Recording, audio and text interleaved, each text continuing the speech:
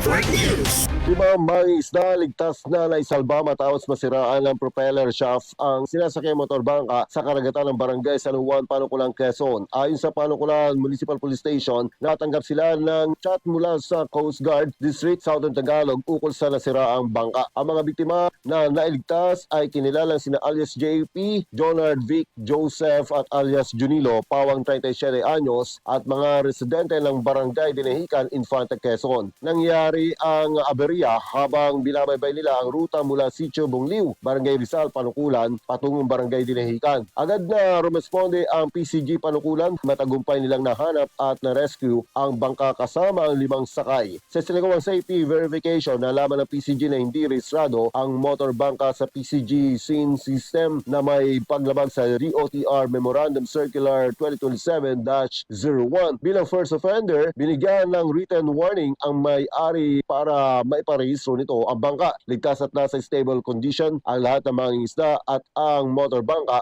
Wala naman ay ulat na nasugatan o nasirang gamit. Nakipag-ugnayan na ang Panukulan Municipal Police Station sa PCG Panukulan para sa verifikasyon at dokumentasyon ng insidente. Paalala ng mga otoridad na siguraduhing rehistrado ang mga sasakyang pandagat at may kompletong kagamitan sa kaligtasan bago umalaot. Kasama mo sa Aramen Calabarzon and 106.3 IFM Lucena Idol, Edgardo Masada, Tatak Aramen. RMN Network News.